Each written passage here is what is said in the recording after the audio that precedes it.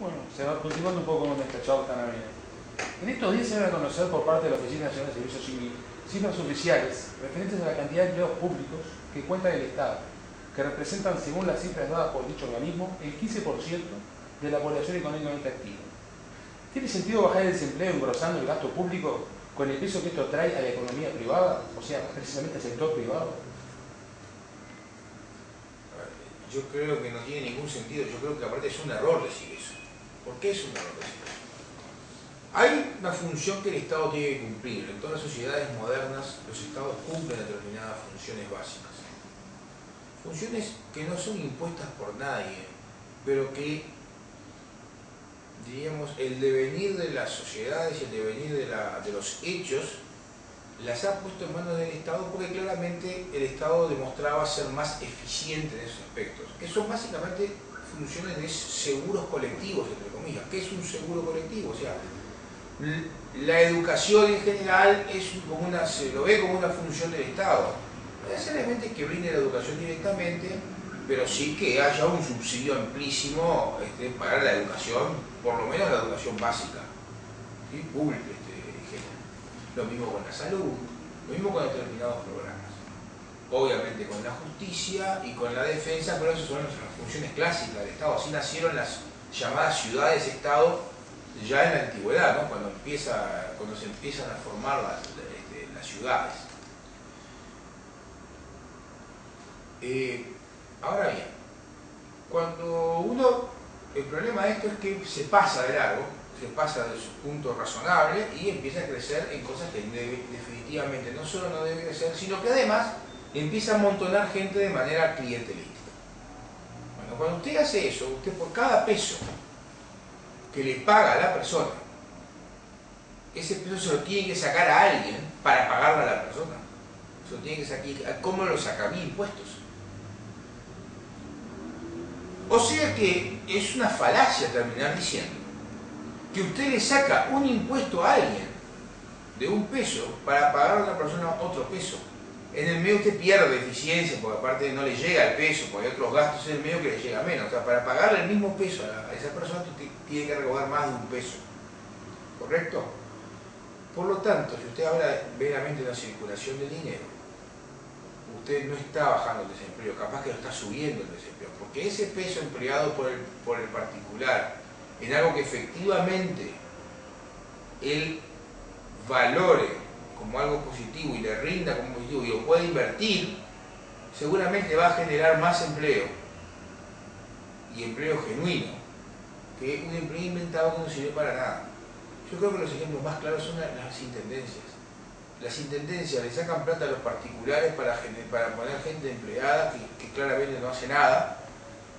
Bueno, mucha gente de ellos no hace nada, ¿sí? No todas, también tienen funciones básicas de cumplir, ¿sí? Y toda esa plata que le sacó a la gente se la sacó del consumo y de la inversión y de la producción, y por lo tanto esa gente no puede contratar personal y no puede invertir en eso.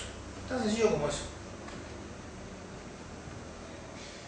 Senador, hablando un poco más del contexto favorable que venía hasta el 2008, de los indicadores que siempre hablaba el gobierno, que eran sumamente favorables, si se aprovechó todo eso también, y es verdad que el sistema tributario, la reforma del sistema tributario iba a ser tan beneficiosa para el país, ¿cómo es que se explica que en el IVA, por ejemplo, haya habido una reducción solo por punto porcentual, por ejemplo, en el IVA, cuando se había manejado otras cifras? Es que no se aprovechó nada bien. Es que la reforma tributaria constituyó un hecho muy negativo. Debió ser el primer ajuste fiscal hecho en bonanza. Claro, lo que pasa es que el gobierno, con este aumento del gasto descomunal que ha hecho, de algún lado tiene que sacar, entonces inventó eso. Y el IVA termina bajando apenas un punto, justamente porque usted se gasta todo, más todo el aumento de impuestos, más todo el crecimiento, y todavía termina con un déficit de $1.000 millones. Usted se imagina el problema que hay. Hubo un desaprovechamiento absoluto, una situación excepcional, que lamentablemente difícilmente se dé en el futuro cercano. Ojalá se diera y tuviéramos revancha en esto, ¿no? ¿Verdad? Y revancha rápida, porque realmente el país, con unos años así, empieza a cambiar definitivamente. Si si usted los aprovecha bien, empieza a cambiar definitivamente. Y mire que se dejaron sembradas muchas reformas que afortunadamente el gobierno aprovechó, por lo menos en muchos aspectos, siguió, no discontinuó el puerto, más los puertos en realidad, el aeropuerto, el tema de cierto desarrollo en Zona Franca, el tema de desarrollo en telecomunicaciones, el tema de los acuerdos de comercio con México, los acuerdos de inversiones con Estados Unidos, y todo eso ha beneficiado y el gobierno ha seguido en ese brillo.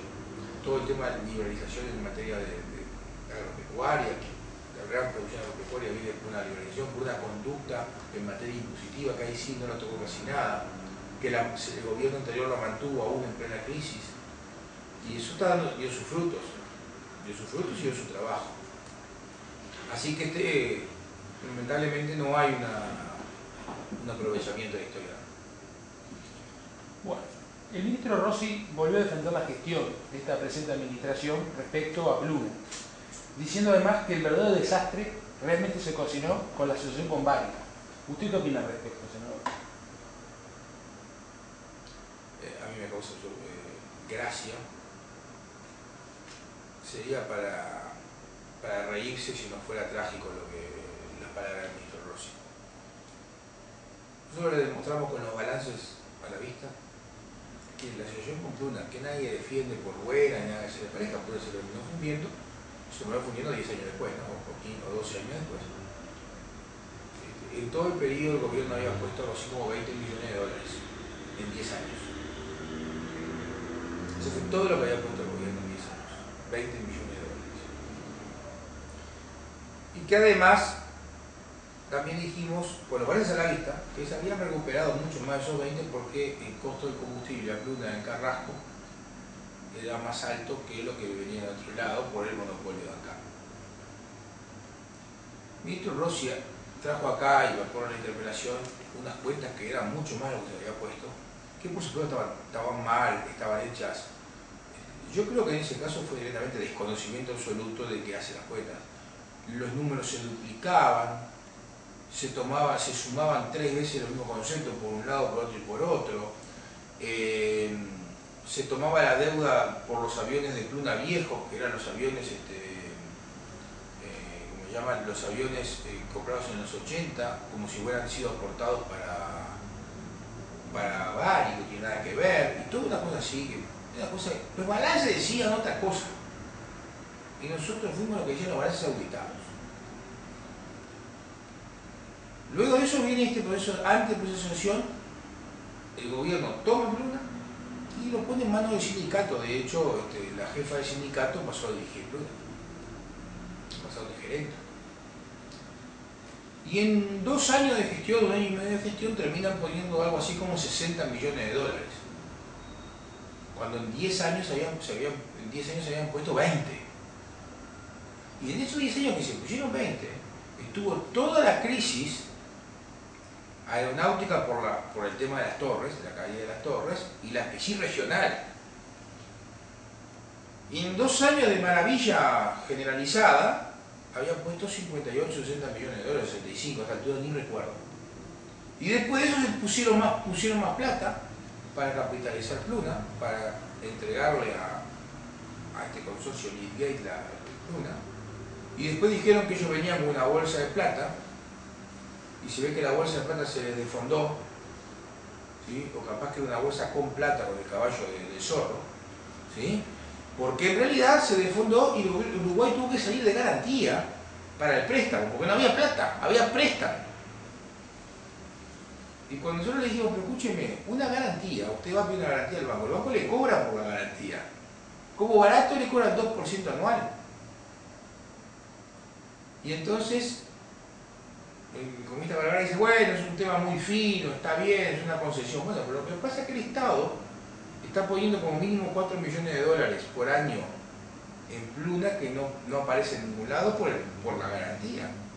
Y además el Estado se comprometió a vender la Pluna el combustible a determinado precio y pagar la diferencia sobre el precio que le vende acá, que antes no lo pagaba. Bueno, mire, usted me podrá decir, bueno, eso está bien, porque Pluna hay que venderla, que Pluna da pérdida. Está fenómeno. No, usted no compare, no haga arqueología, porque eso, si usted hace el ADN de esos huesos, están bastante mejor que estos huesos. ¿Sí? Y no quiere decir que antes estuvieran bien. Solo mejor que esto, que no quiere decir que estuvieran bien.